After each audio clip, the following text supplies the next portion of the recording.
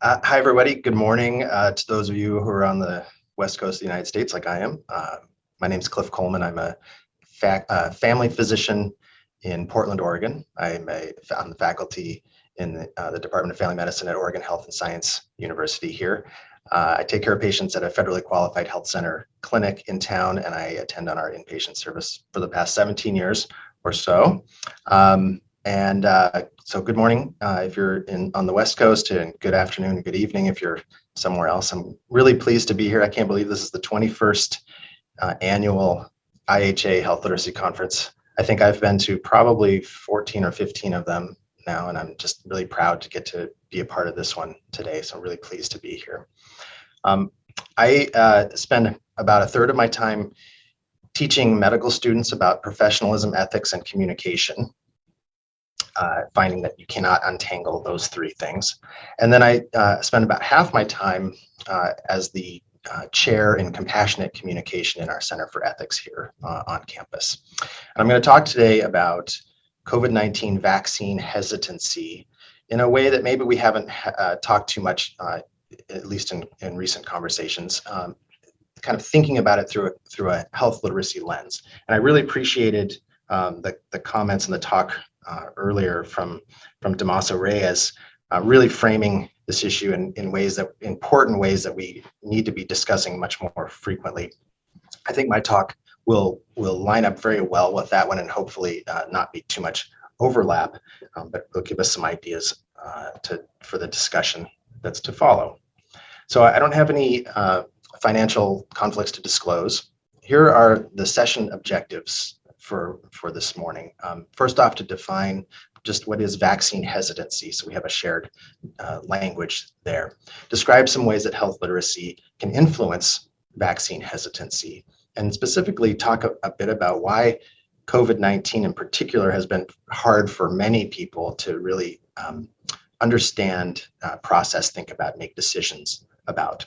And then use that framework to try to help us tap into maybe a different level of empathy for folks who are having a hard time deciding about COVID-19 vaccination. And then lastly, we'll end with some clear communication practices that we might be able to use to help open up or maintain or maybe recreate some dialogue for folks who are having a hard time deciding about this. So the way we'll use our time this morning is we'll spend the first part of it talking about vaccine hesitancy, specifically very briefly touch on some historical data around health literacy to make some linkages there, and then combine those two ideas to really look at hesitancy through this health literacy lens. Again, as I mentioned, we'll talk about some clear communication strategies just to get a sense of what those might look like in a clinical environment. And then the part that I'm looking forward to the most will be the discussion section. So please feel free to put comments into the chat. So let's talk about vaccine hesitancy for a second.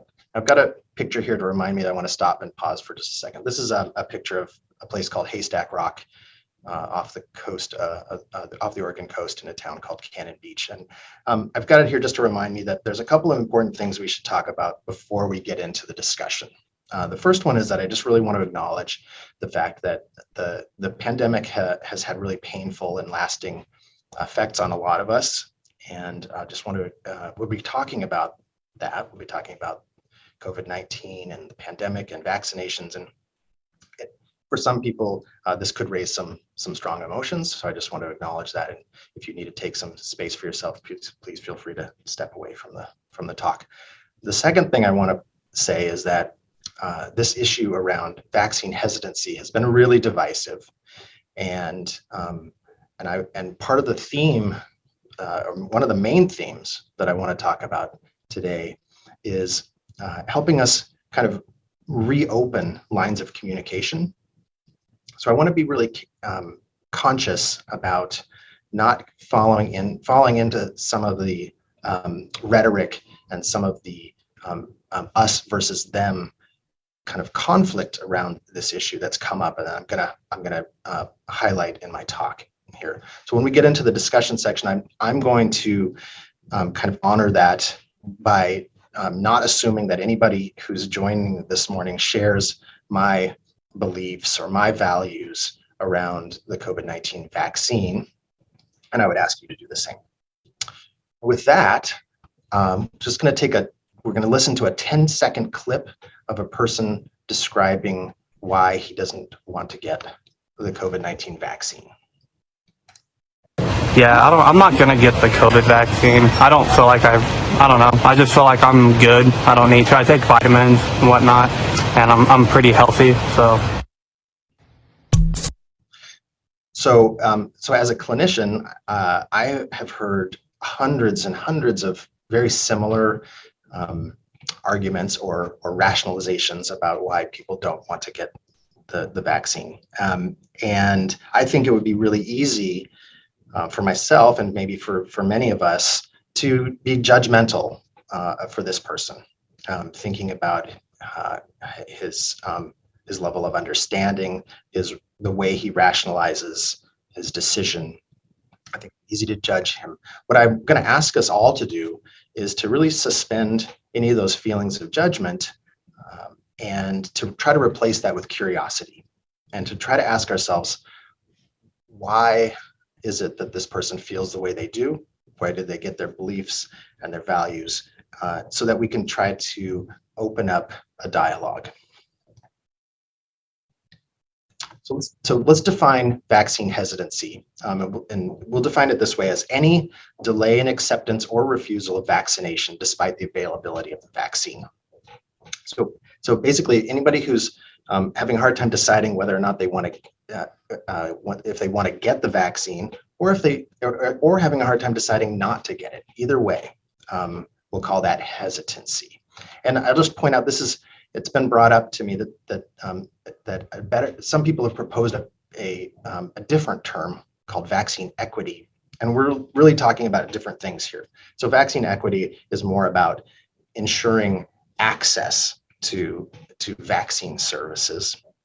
What I'm talking about today is when people do have access, having a difficult time deciding whether or not to receive it. So let's just look at the situation in the United States currently. Basically, these data are from April 30th, so pretty recent. As of April 30th, around a quarter of U.S. adults have not received a primary COVID-19 vaccine series. The primary series means 2 doses of either the Pfizer vaccine or the Moderna vaccine, or 1 dose of the Johnson & Johnson vaccine. That's the primary series.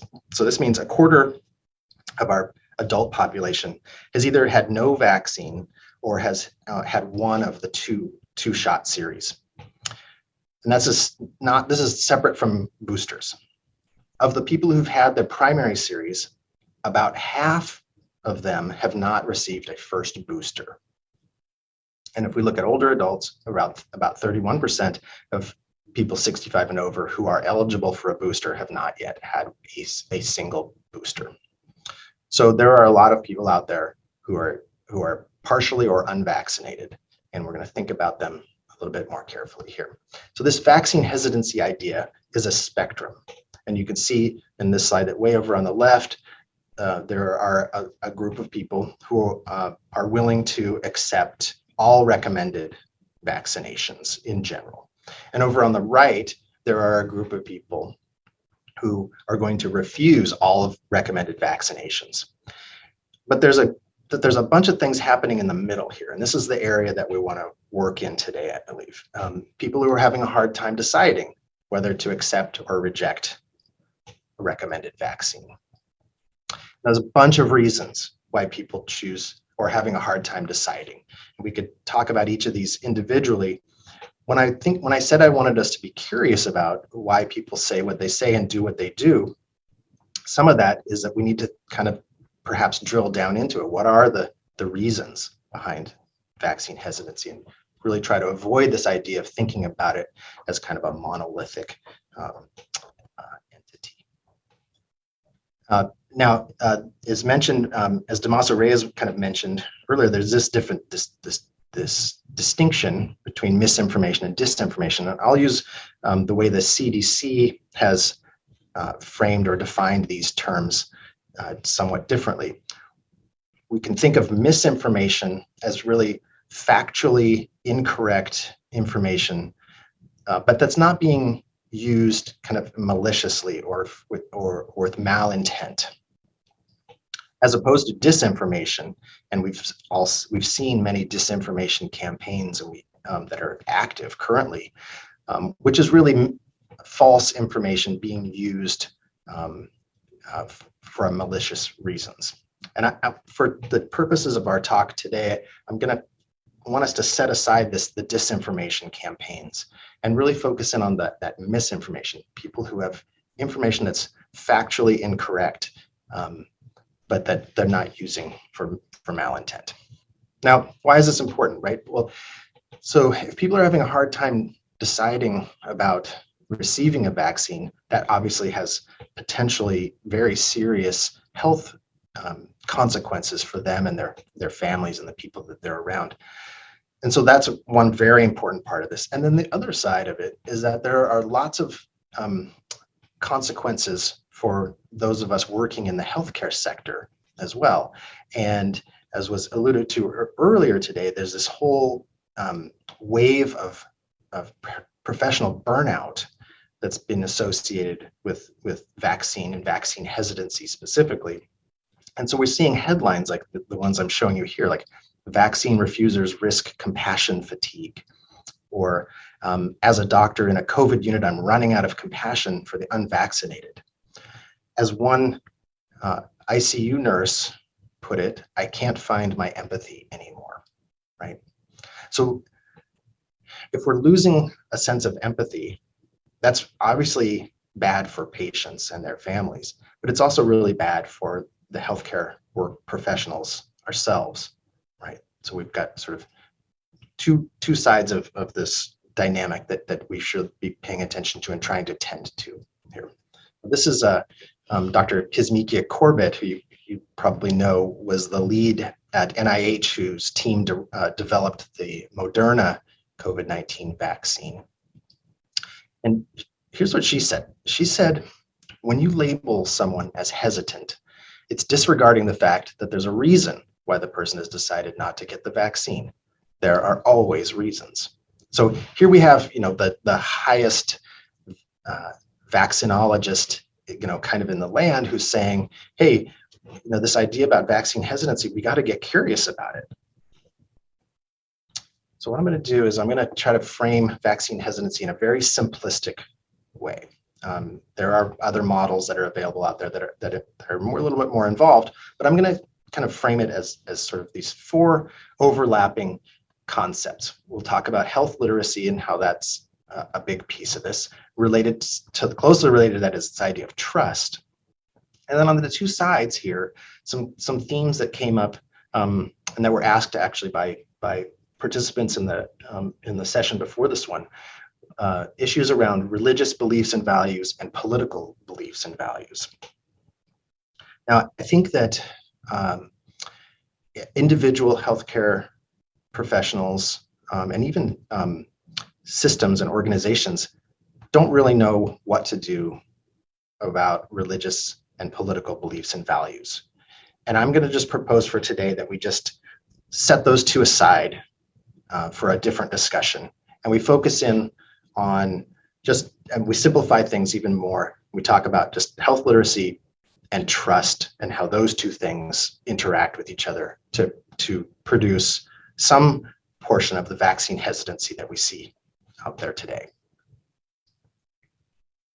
So let's talk briefly about health literacy. Now, you've likely seen this graphic and heard these data, and so I won't spend much time on them. But we know from National Assessment of Adult Literacy that 36% of US adults have below basic or basic health literacy skills at their baseline, right? And this is kind of all comers. But we also know that we can look at this, we can break these data down by demographic groups, and we can see that certain populations and communities in the United States have much higher rates of low health literacy, right? And I'll point those out to you in just a second. I want you to think about them. These are the same groups who are also disproportionately being affected by COVID-19. So we know that that people with lower education are likely to have lower health literacy and are also more likely to be disproportionately impacted by COVID-19. Racial and ethnic minorities who, by virtue of systemically racist education system failings, tend to have lower health literacy and are also being disproportionately impacted by this illness. People who spoke English as a second or other language. People who are in lower income brackets, again, as probably connected to educational opportunity, are more likely to have lower health literacy and also being more affected by COVID-19. People with more chronic disease, as we know, are at higher risk for serious COVID-19 illness and are much more likely to have low health literacy. And then lastly, older adults, right, who we know are much more vulnerable to the impact of COVID-19, are also much more likely to have low health literacy. So these two kind of phenomena overlap, right? Low health literacy and disproportionate effects of this pandemic. Now let's think about the systems demands that we put on people all the time. From the classic Institute of Medicine report from 2004, kind of breaking down literacy into these sort of 6 domains and with emphasis on spoken literacy and print literacy. We can think about, as we're talking about COVID-19 and vaccination specifically, spoken literacy demands are needed for being able to discuss the benefits and the risks of vaccination, being able to understand the jargon terminology, which I'm going to show you in just a minute, being able to just formulate clarifying questions that try to get answers to the concerns that we might have about the vaccine. If we look at print literacy demands on people, right, being able to benefit from vaccine information sheets, I'm going to show you one of those in just a minute. Being able to read print media and reports, either or electronic sources or social media sources, and be able to judge and weigh the value and the effects of those sources are certainly a print literacy demand. And then the cultural and conceptual knowledge piece, which is like, what does a person know, right? What has a person learned? And in this case, do people have a mental representation of a germ or a virus in this case, right? Do people have a way of intellectually understanding that there's this thing you can't see that can be inside another person and can replicate and then leave that person in either travel through the air or on surfaces and then get into another person, replicate, create illness? A lot of people learned that through formal education in their healthcare training, and a lot of people in the public don't have that strong mental representation. Then the idea of risk and prevention, right? So risk is a numeracy issue. It's a mathematical concept I'm going to talk more about in a few minutes. But if you have a difficult time understanding risk, you're going to have a very hard time recognizing the value of prevention.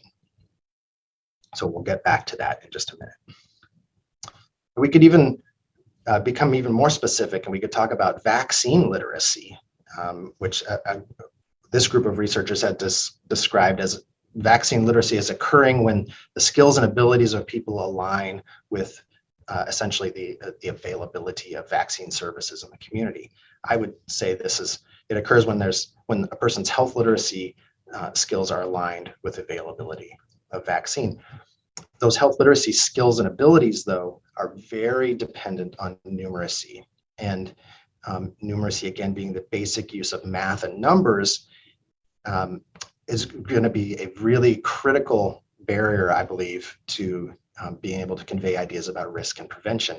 And we know from international data that included a large sample of US adults that in this country, almost 2/3 of adults have low numeracy skills at baseline.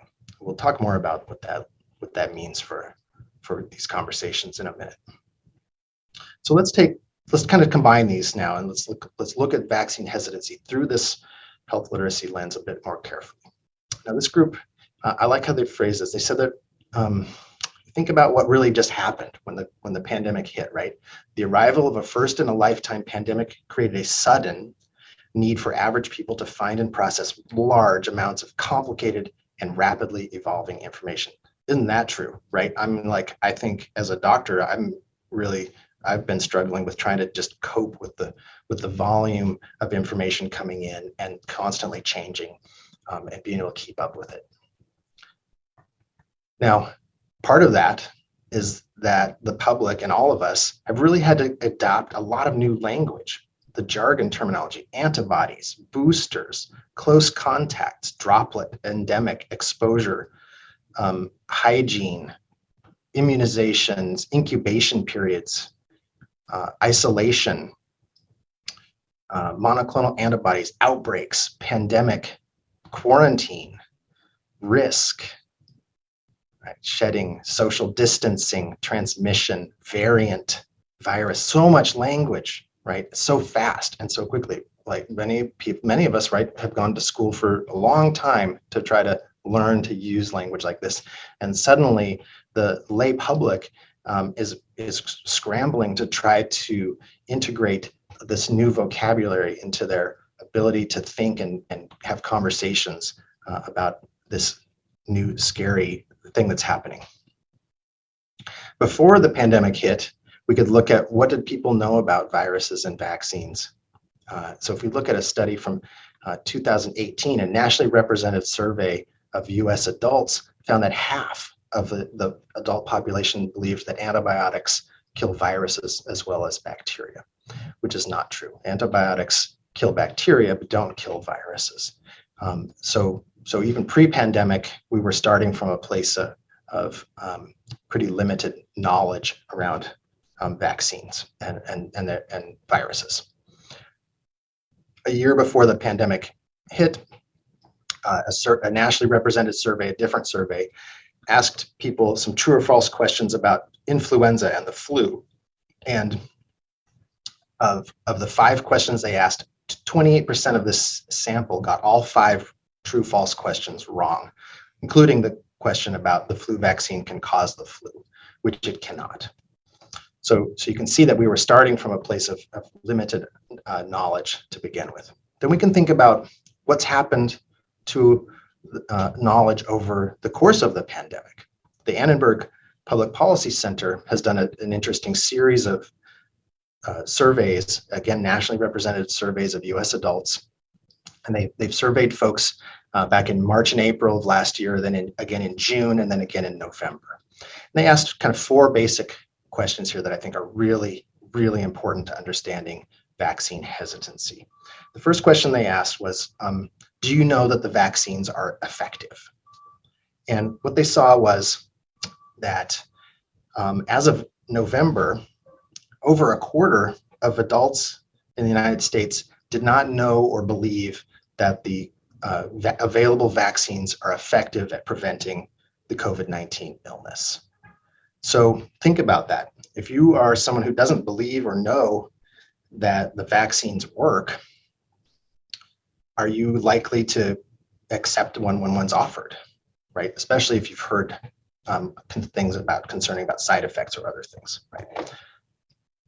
The next question they asked was, do you know that the vaccines cannot cause the COVID-19 infection? And again, they asked this in March and April and in June. It wasn't asked on the November survey, but here a quarter of US adults did not know or believe that the vaccine could not cause the infection, which it cannot. So again, if you are someone who's trying to decide what to do about the vaccine, but you don't believe or know that the vaccine can't make you sick, how likely it is that you're going to accept that vaccine?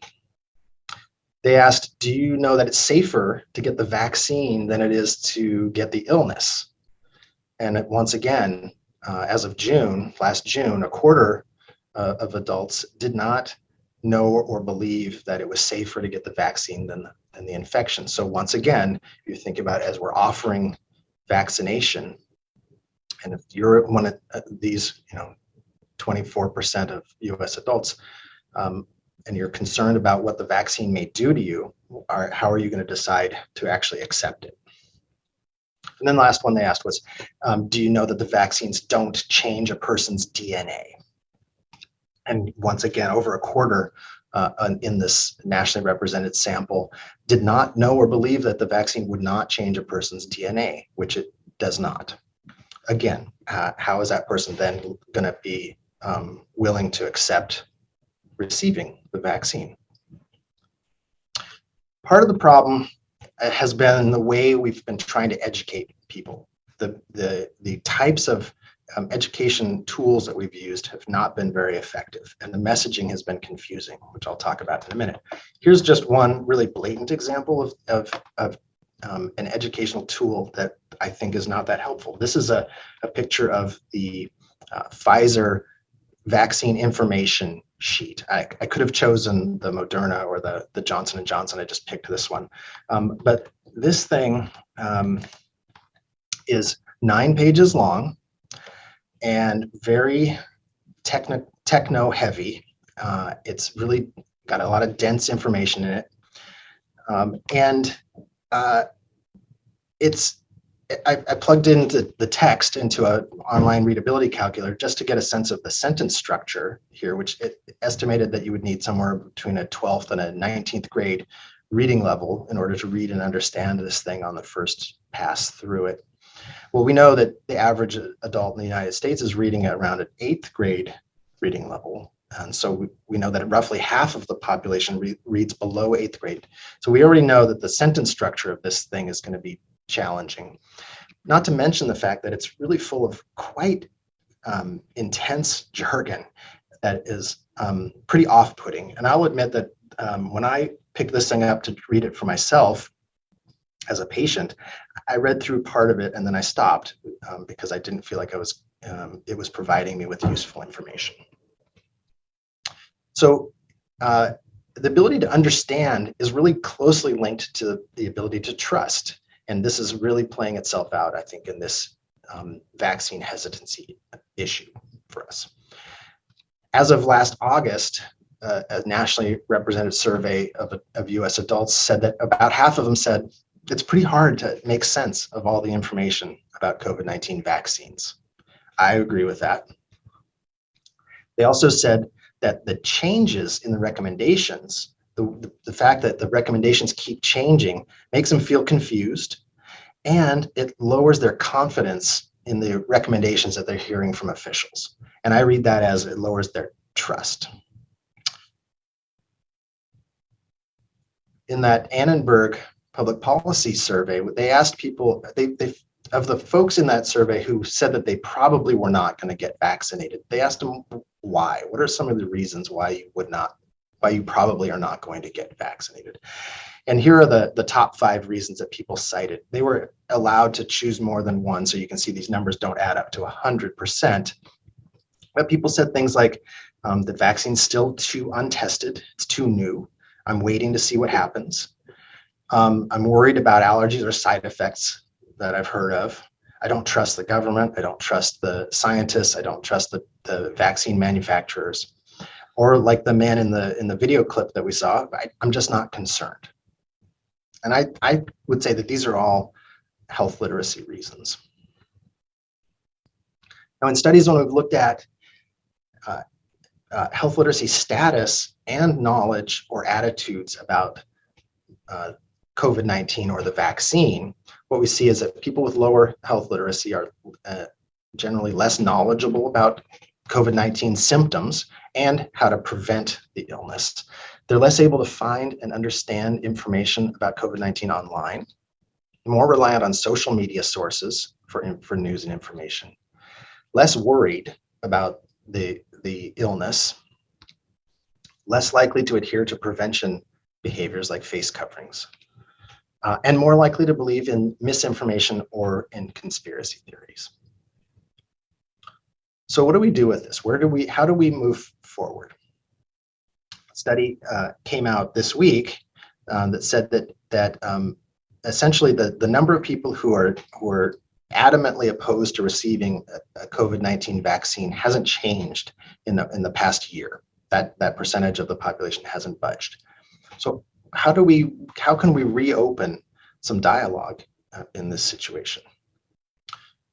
The first thing we need to do really is make the environment conducive to conversations, right? We're kind of at a loggerhead right now, and not really making much progress. So how do we create a more open situation or environment for conversations?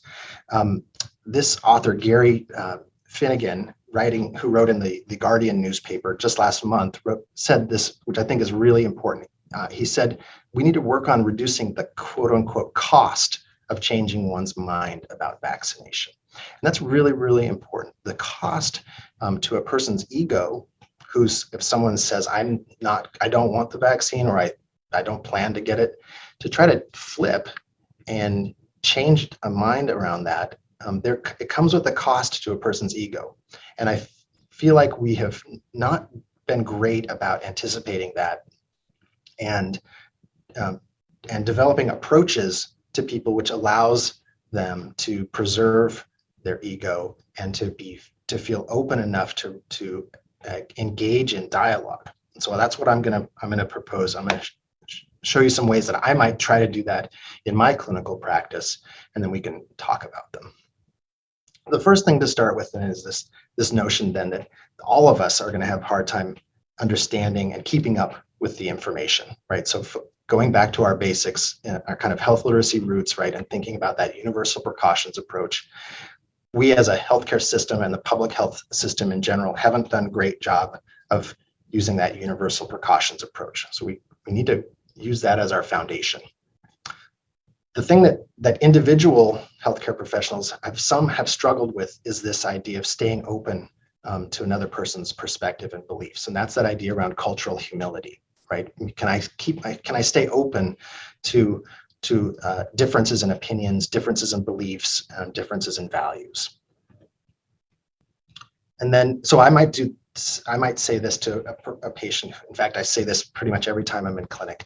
I noticed that you haven't had a COVID-19 vaccine. Can you tell me what your current thoughts are on that?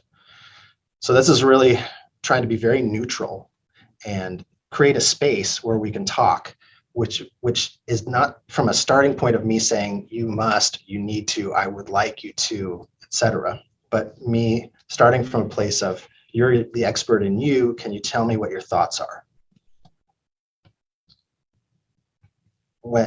And frequently how that goes then is someone says, I don't want it. And so my next question then is to know, is to go a little bit deeper. And so I'll try to access their current state of knowledge, right? So I might say, well, okay, that's obviously, it's your body, but what have you heard about the vaccine, or what is it that's you're most concerned about? And again, I try to do that in a non-judgmental way. And then, so, if you hear someone says, well, I'm just not concerned about it because I eat healthy and I just don't think I'm going to get it, like the man in the video, then I would ask, do you mind if I share with you my perspective, knowing you as a person? So that's asking permission to share rather than forcing an opinion or an attitude on someone else. As soon as you start to force, right, people put up their barriers and their walls, and they get more entrenched in their position. So asking permission is a way to force a person to lower those barriers if they agree to allow you to speak. All right, and then at this point, I'm aiming for what I'll call informed refusal. I think in healthcare, we're really good, generally speaking, at getting informed consent when we're going to do something to somebody. And I think we're quite bad at getting informed refusal. So what I mean by that is when I say, would you like to get a COVID-19 vaccine, and someone says, nah, it's not for me. Very many of us in healthcare, being overworked, busy, feeling like these conversations tend to not go anywhere, are very quick to accept that and say, okay, it's your body, it's your right. Let's move on. And I'm going to show you an example of how I might try to get around that here in just a minute. We're going to use our clear communication practices, of course. And in this case, right, we need to be attending to those ideas around jargon, some of that cultural and conceptual knowledge pieces of how much does this person really know about viruses, immunization, vaccines, et cetera? Do they know enough to be able to judge the information that I'm trying to share? If you happen to be someone who's practiced or skilled in motivational interviewing, there are data that suggest that motivational interviewing works for patients who are experiencing vaccine hesitancy. I haven't seen any specific to COVID-19, but I imagine they're out there. And if they're not, they're probably coming out soon. But motivational interviewing is kind of a talk on of itself, and we could spend an hour talking about that easily. Now, as we get to sort of toward the end here, thinking about trying to keep that open mind, maintaining that cultural humility, and trying to stay open to another person, but also asking them to do the same. And so what we've been trying to do here is trying to not present ourselves in a way that causes a person to put up barriers, but instead to let them down a bit. And the way I might do that is to say something like, hey, this is your decision, and there is a lot to think about here. And if you change your mind or if you want to talk, I'm here and I'd love to talk more. And as a matter of fact, do you think we could set up a time in the future to continue this conversation? And what I'm doing by that, by saying that, is I'm saying, that I still respect you and I'm not judging, and I want us to partner and engage in dialogue, which allows a person to not be forced to try to make a decision right now, but it does kind of, if they are willing to accept meeting or talking again, it allows a space for them to think independently, and then potentially either formulate questions, or to be able to come back and say, I've been able to give this some thought, and here's what my thoughts are now, which can be potentially very face-saving and ego-preserving, and allow us to move forward in this space. Let me just show some examples of what I think this could look like in a dialogue between two people. So here we've got a healthcare professional and a patient. And this first slide, we're focusing on this idea of autonomy, which is that ethical principle of self-determination. So in this example, we could say that the healthcare provider says, hey, can I offer you a COVID booster shot today? And our patient says, not today, thank you. Following this, kind of a strictly autonomy-based rule, this person could easily say, okay, let us know if you change your mind, right? In the back of their mind, thinking like, I know where this conversation's going and I don't have time, and I'm going to just move on and go see my next patient. But I think that's obviously doing a disservice, because we don't really know, we haven't gotten curious about this person's reasoning. And we don't know if this is an informed decision or if this is an emotional decision. So instead, we could try it this way. If we're thinking about focusing on informed refusal, we say, hey, can I offer you a COVID booster? And he says, no, thank you. The response could easily be, okay, well, do you mind if I ask some more about that? We're asking permission, right, which is putting the power back in, putting him in control of the situation, so he's not feeling defensive. And then he can, take control and say, no, I don't mind, go ahead. And, he may say that with some attitude, or he may say that openly.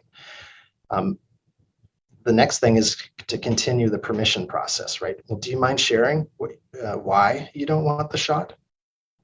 Now, if you're familiar with the ask, tell, ask model, this is the first ask. Do you mind sharing?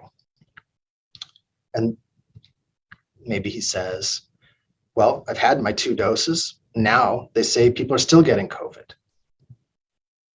So now the professional here is going to use some active listening and say, oh, so you're feeling that the shots are not working. Is that correct? Is that right? Yeah, look how many people are still getting sick after the booster, right? These are real arguments, right? That I hear daily, basically. Look how many people are still getting sick, even after they get the booster. Okay, so validation. I see your point. Can I share my thoughts about the booster? This is the tell in ask, tell, ask. Do you mind if I share, right? Again, we're giving him control to decide whether or not he wants to hear from us or not. And if he says, I'm not interested, then there's really not much point in going forward today. Okay, please share. Great. So now we need to provide some perspective, right? Well, so you're right, you're correct that you can still get the infection after the booster.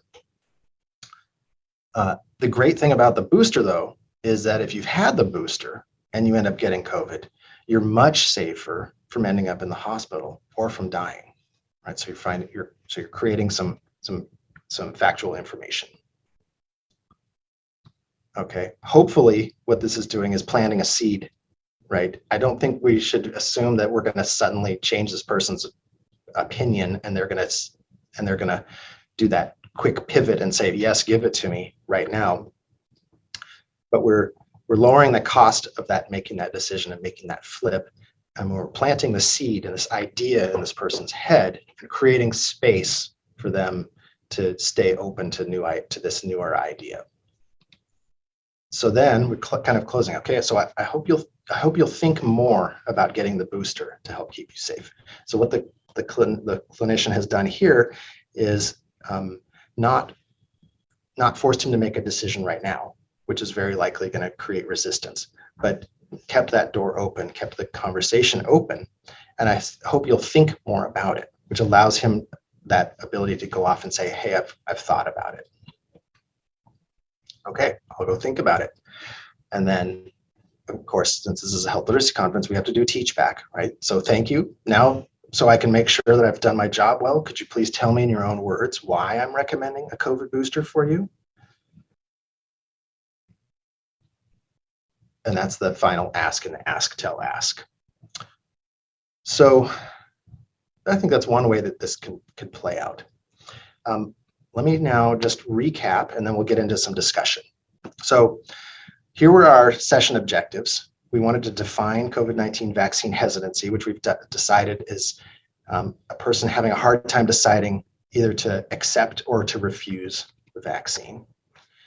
We wanted to describe ways that health literacy can influence COVID-19 vaccine hesitancy. And we talked specifically about how issues with numeracy, the ability to understand risk, and how critical that is to being able to appreciate the value of prevention. We wanted to identify health literacy challenges which patients and caregivers face in understanding COVID-19 related information. We looked at a bunch of that big long list of new terminology or jargon. We looked at some written materials that were very dense and hard to follow. And then we wanted to empathize, right? Find ways, new ways to channel empathy for people who are having a hard time making this decision. Which I hope that we've been able to achieve a bit of that. And then we identified some clear communication strategies, specifically things like this ask, tell, ask kind of model, but primarily trying to make sure that we keep conversations open, allow people ability to preserve their ego and create a space where a person may not make a decision in that moment, but we've created a situation where we can come back at a later time to continue. I'm going to stop there and I'm going to stop sharing these slides and we can open it up to conversation.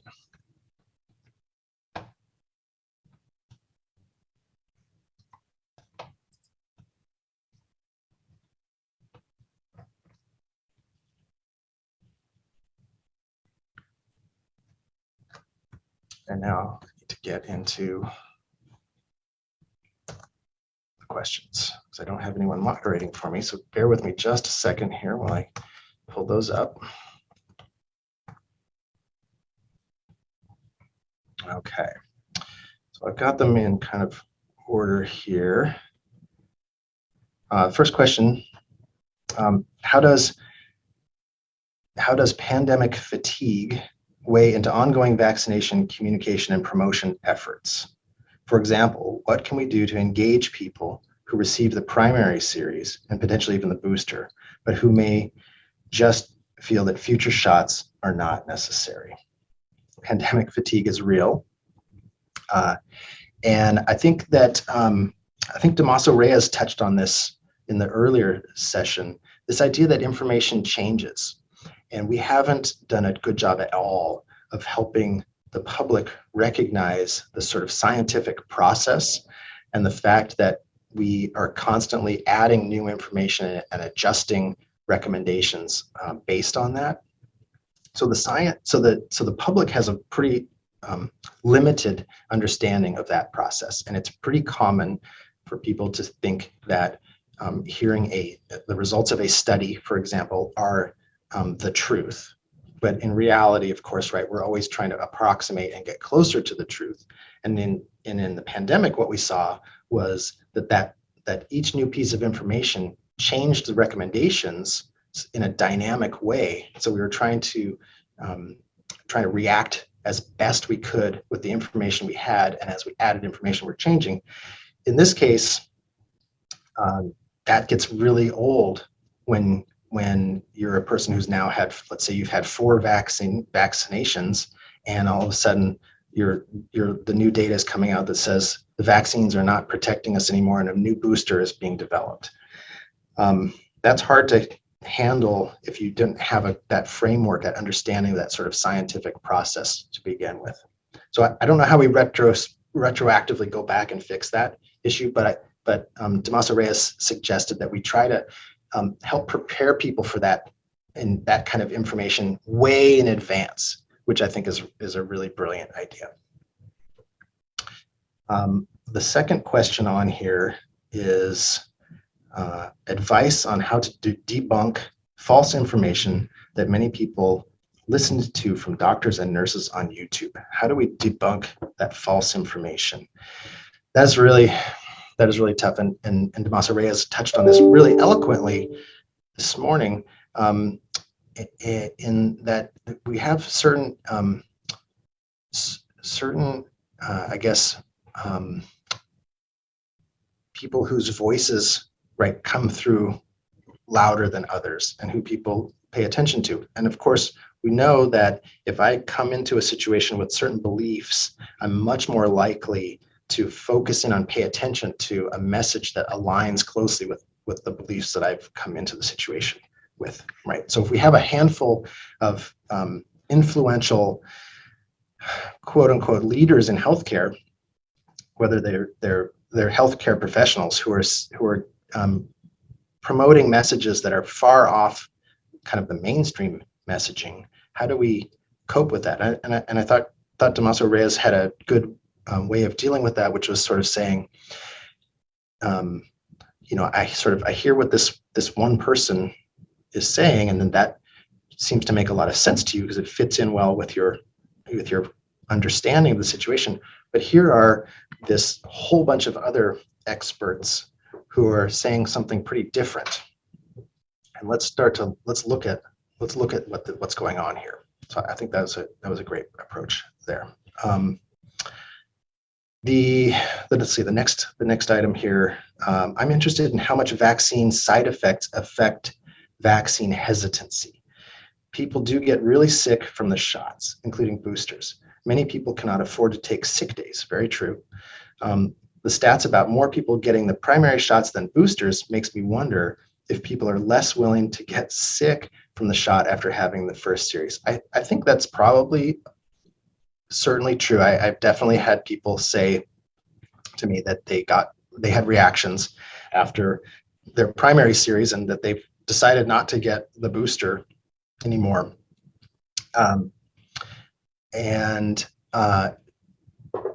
So what do we do in that situation? I mean, it's very real, and you're right. Not being able to take time off work is certainly an issue, and feeling bad is an issue as well. I guess the way that a person could try to approach it, depending on the individual and your relationship with them, is to try to explore what it would look like if they got sick and had to take off 10 days instead of 2, or what it would be like to have the illness and feel much, much worse than they did from the vaccine for a much longer period of time. And I don't know how well that will work for everybody, but it might work for some. The next, let's see how we're doing for time. We've got about 10 minutes. The next item on here is what's the total US population that is vaccine hesitant? And out of that population, what is the percentage that is reachable to change their mind? What is the percentage that is basically vaccine resistant no matter what strategies are used? That's an awesome question. The data are pretty consistent that I think about 17% are adamant, I'm not getting the vaccine. Which I showed you that about 24% had not completed their full primary series. So, if the difference there is roughly maybe 8% or so that are perhaps in that kind of gray area. But I have a feeling that of that 17% who are really adamantly not going to take it, that there's a chunk in there that don't have all the information that they could use to fully make that decision, and that's not necessarily a informed decision. Obviously, it's an emotional decision for many people. So I don't know. Maybe there's 10% who we can really easily start to address this with in terms of hesitancy versus that sort of resistance. All right. Do you delineate between vaccine hesitancy and vaccine resistant? As a clinician, as someone who's oftentimes trying to have these conversations in the context of what the patient has come to me for help with, which is usually not this. I'm usually trying to tack on at the end of a busy office visit a little bit of a discussion about vaccine. So I think when I meet someone who comes across to me as very resistant, I might probe a couple of questions just to get a sense of where they're at. But if it feels like this is going to be a very, very long, difficult discussion that probably is a low probability of me helping them gain new information that would be useful to them, I probably will back off from that situation. And if I get into so I usually will ask some probing questions like I showed you, like, what are your current thoughts? Is usually my screening question. If the person's like, starts swearing, is like angry, maybe I'm not going to go anywhere with that one. But if the person's like, I don't think so, I might ask a couple of follow-up questions. So that's kind of how I deal with it in my practice. Are there any tips to dealing with anger, rage at the misinformation and lack of vaccine knowledge? I'm going to assume that you're referring to anger and rage from a patient or a family member rather than from a healthcare professional.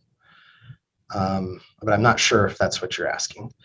I could be misinterpreting that. But people, tips for dealing with anger and rage for anybody. The best tip I can come up with, and the way I try to always deal with that emotion, is to recognize that anger and rage typically comes from a place of fear or sadness. And so around COVID-19 and the pandemic, there's been a lot of fear and a lot of sadness. So I would explore those things.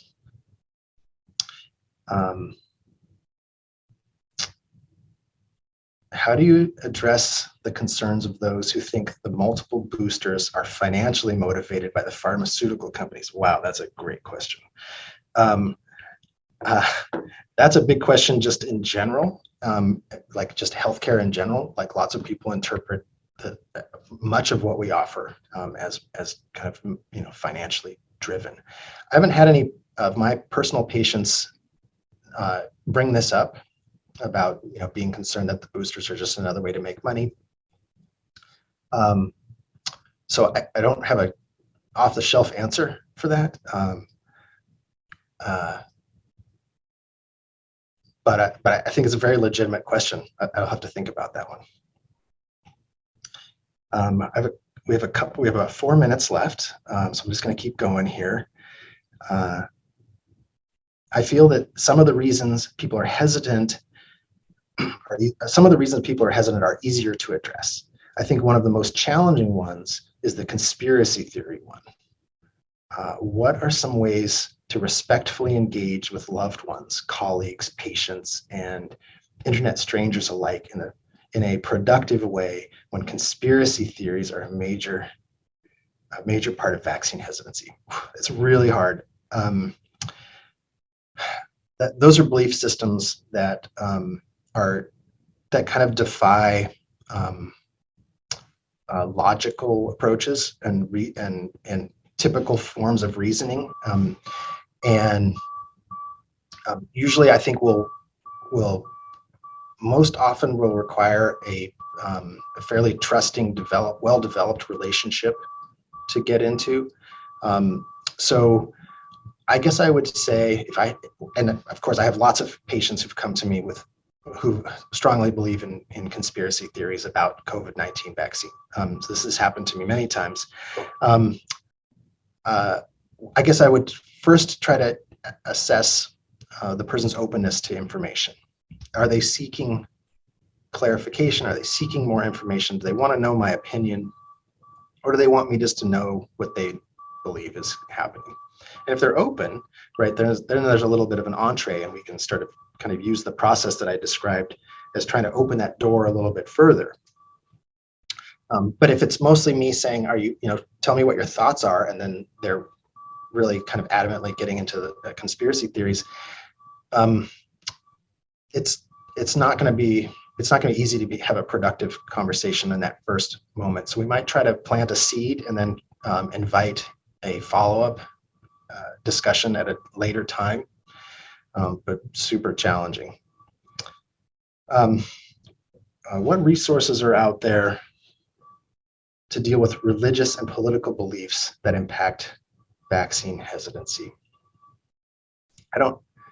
This question, so as you saw, I just didn't know really how to deal with the religious and political belief systems that are clearly a part of this for many people. So I just set those aside, obviously. I don't know of any specific resources out there. I think that one of the questioners who in Damaso Reyes' talk mentioned both of these. Two people brought this up, and one was talking about the sort of the trusted clergy who might be giving misinformation, and one talked about government entities who are giving misinformation. How do we deal with them? I